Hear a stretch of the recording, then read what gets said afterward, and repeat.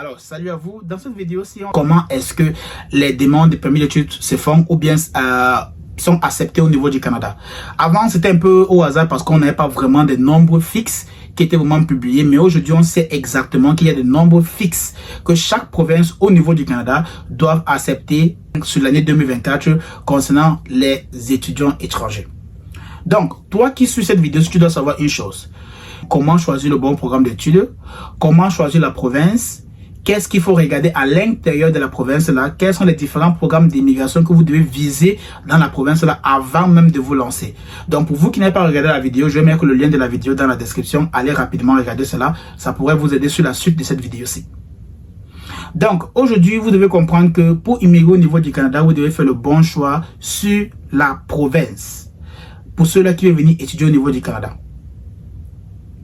Donc, avec le nouveau contrat qui a été mis sur pied par le gouvernement du Canada, vous devez absolument savoir que les provinces comme Ontario, les provinces comme le Québec, les provinces comme Colombie-Britannique, Alberta, ce sont des très grosses métropoles, des très grosses provinces.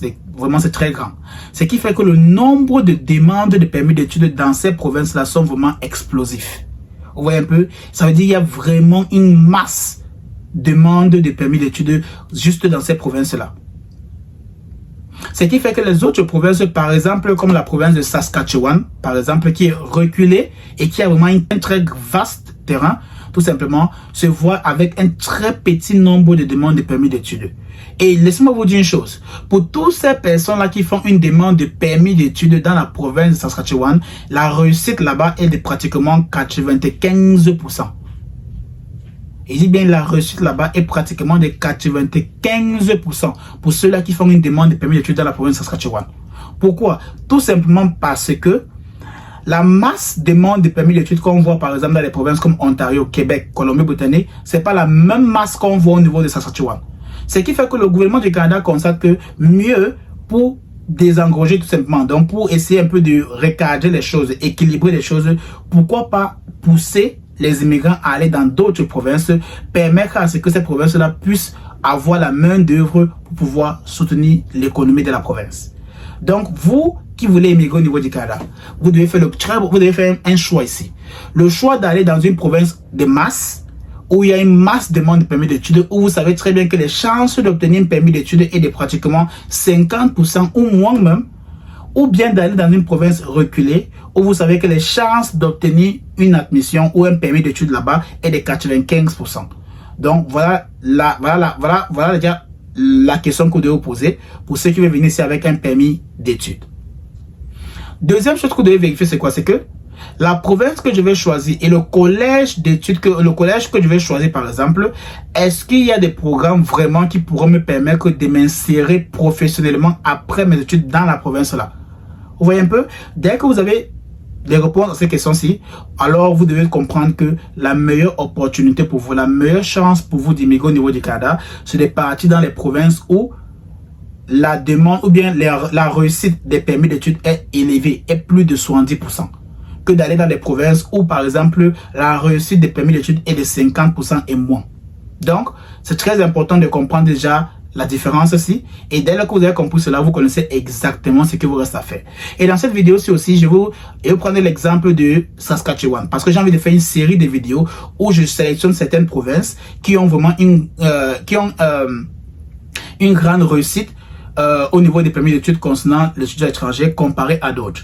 Donc aujourd'hui on va parler de la province de Saskatchewan. Et la province de Saskatchewan, tout simplement, c'est une très très vaste province. Ça veut dire qu'il y a énormément de terrain là-bas.